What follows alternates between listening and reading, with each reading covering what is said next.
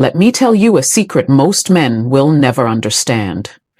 The difference between a woman who sleeps with you and a woman who becomes obsessed with you isn't in your looks, your money, or even your skills in bed. It's in the way you touch her, when sex isn't even on the table. That's right. The most powerful seduction happens long before the clothes come off. In moments so subtle, most men miss them entirely. But not you. Not after today. Because what I'm about to reveal will change how women respond to you on a primal level. Imagine knowing exactly where to kiss her, how to touch her, when to pull back so that her body craves yours like an addiction. This isn't pickup artist tricks or cheap manipulation. This is the art of awakening a woman's deepest desire, the kind that lingers in her mind for days, that makes her chase you without you ever having to beg for attention. Stick with me, because in the next few minutes, I'm going to show you the 5 hidden places most men ignore. Places that, when touched the right way, don't just turn her on, they make her feel something she can't explain. And that, gentlemen, is how you stop being just another option and start being the man she can't forget. Don't skip ahead, because the most powerful one isn't where you think it is, and missing it could cost you everything. Let's talk about desire. Not the superficial kind, not the rushed, fumbling kind, but the kind that lingers in her mind long after you've touched her. Because if you think kissing is just about lips meeting skin, you've missed the entire point. Real desire is, for example, most men never even consider it. They go straight for the obvious, the expected, and in doing so, they fail to awaken what lies beneath. But when you bring your lips to that delicate pulse point, something profound happens. You're not just kissing her, you're tapping into a primal signal, the rhythm of her heartbeat. That's not just biology, that's psychology. The wrist is vulnerable, a place where her veins lie close to the surface, where her body betrays her arousal before she even realizes it herself.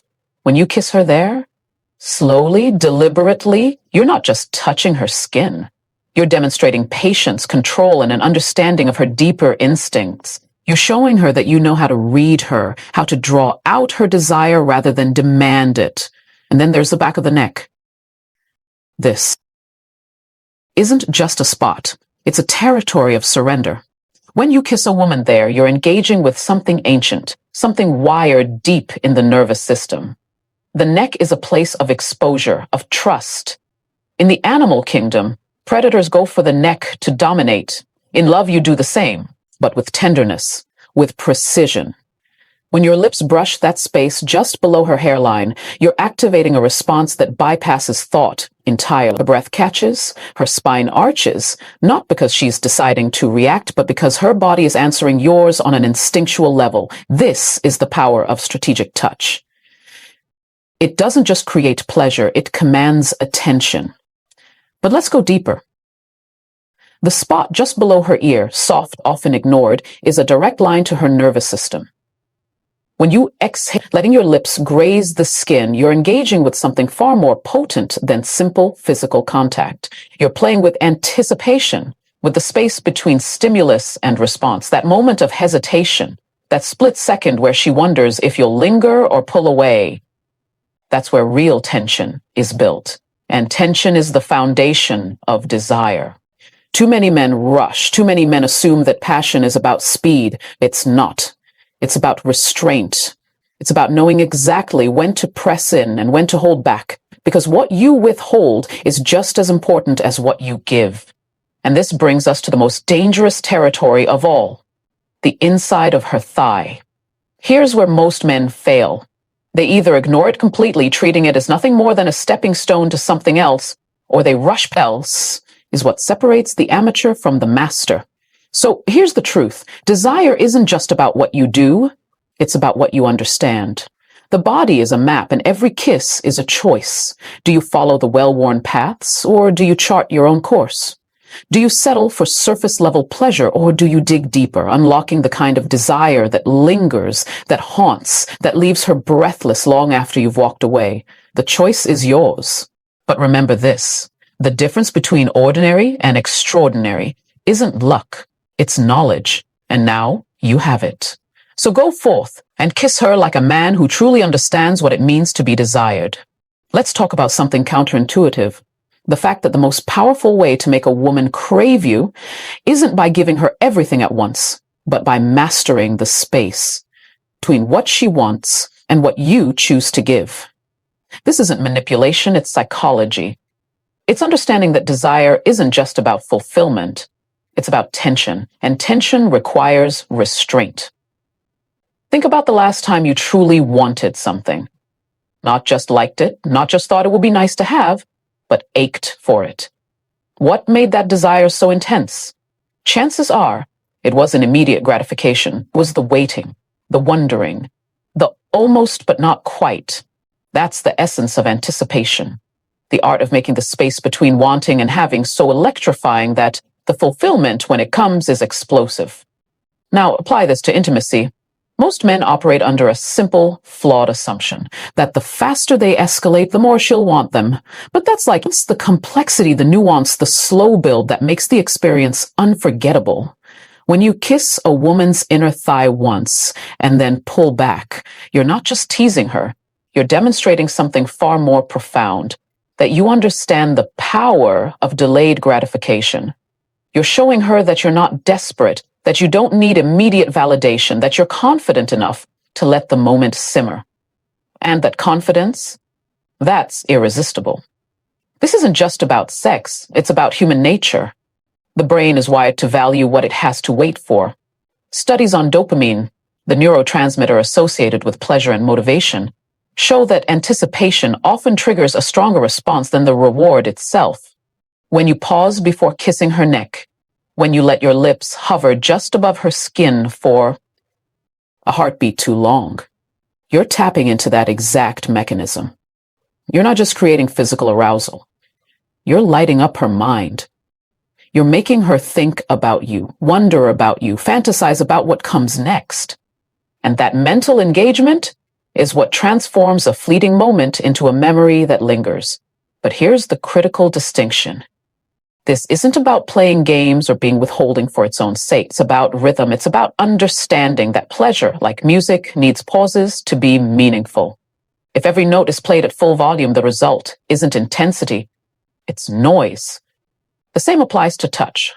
When you vary your pace, when you alternate between slow, deliberate kisses and sudden withdrawals, you're composing an experience. You're making her body hyper-aware of every sensation because it never beep. In a culture that glorifies instant gratification, choosing the slow path is an act of rebellion. When you kiss the arch of her foot or the curve of her shoulder blade with the same attention most men reserve only for obviously erotic zones, you're making a statement that she's not just a collection of body parts to be conquered, but a universe to be explored. This approach doesn't just satisfy women, it astonishes them, because so few men understand that real seduction is about discovery, not conquest.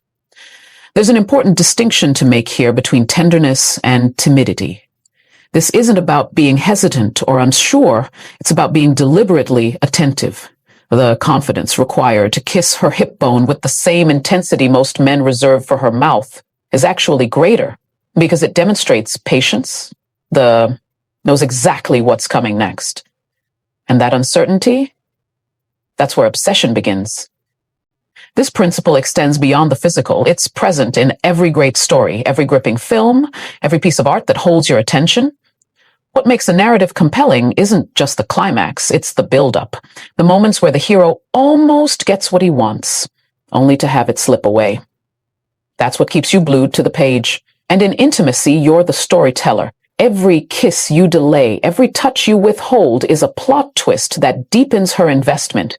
You're not just a participant in the experience. You're the architect of it. Now let's address the elephant in the room. Why does this work so powerfully on a psychological level? Because it mirrors something fundamental about feminine desire. Women are no understanding of its power, but when you kiss her there, just once, just enough to let her feel the heat of your mouth before retreating, you're not just teasing her. You're demonstrating mastery. You're proving that you understand the most fundamental rule of desire. It thrives on the unfinished, on the almost, but not quite. That tension, that ache, is what keeps her coming back. It's what makes her crave you long after the moment has passed. And then finally, there's the space between her fingers. This is where the game changes, because this isn't about raw lust. This is about intimacy. When you kiss her there, you're telling her something without words. That you adore even the smallest, most overlooked parts of her. That you're not just interested in taking. You're interested in knowing. And that, more than anything, conditioned to be the gatekeepers of intimacy, to set the pace. When you take that role, when you demonstrate that you're not just following her lead, but actively shaping the experience, it flips a switch. It shows her that you're not just another man rushing toward a finish line. You're someone who understands that the journey is the point. And that shift in perception is what separates the forgettable from the unforgettable. But here's the catch. This only works if your restraint comes from a place of a key part responsible for safety and connection. This is why women often describe these moments as melting. It's not metaphorical. Their bodies are literally entering a state of receptivity that no amount of aggressive pursuit could ever achieve. But here's what most men fail to grasp. This kind of touch isn't just about her pleasure. It's about your transformation. When you learn to derive satisfaction from these subtle exchanges, you cease being a slave to your own hunger and become a connoisseur of shared experience. This is the hallmark of emotional maturity, the ability to find joy in giving pleasure without immediate reciprocation. Ironically, this is also what makes reciprocation inevitable, because nothing is more attractive to a high-quality woman than a man who isn't desperate. The philosophical implications run. Ultimate display of masculine security. When you can make her feel desired in these unexpected places, you solve the great riddle of intimacy. How to make a woman feel both safe and thrillingly unsafe at the same time. Practical application matters. Start by redefining your own relationship with touch. Next time you're together, let your hands wander without agenda. Trace the lines of her hands before interlocking fingers. Kiss her temple when she least expects it. These aren't just romantic gestures, they're strategic ones, because they build what psychologists call skin hunger, the biological need for meaningful touch that modern life starves us of. When you become the man who satisfies that hunger in creative, unexpected ways, you position yourself not as another fleeting experience, but as an irreplaceable source of attention to these overlooked places. The back of her knee, the inside of her elbow, the dip between her collarbones. You're communicating something revolutionary in today's hypersexualized world, that every part of her is worthy of reverence. This isn't just foreplay, it's a form of worship. And when a woman feels worshipped in this way, she doesn't just open her body to you, she opens her soul. There's deep psychology at work here. Physical touch releases oxytocin, the so-called love hormone, but not all touch creates equal effects. Rough, goal-oriented groping triggers stress responses. Tender, exploratory touch triggers bonding. When you trace your lips along the delicate veins on the inside of her wrist or breathe warmth into the hollow of her palm before kissing it, you're activating her parasympathetic nervous system. Being caught. So don't just give her what she wants, give her what she didn't even know she needed, the exquisite torture of waiting for it. Let's talk about the difference between sex and intimacy, because most men never learn to distinguish the two, and that's why their relationships remain superficial. True connection isn't built in the bedroom. It's built in those quiet, unexpected moments when you touch her, not because you want something, but because you genuinely see her. That's the paradox most men miss. The path to deepest desire runs through tenderness, not just passion.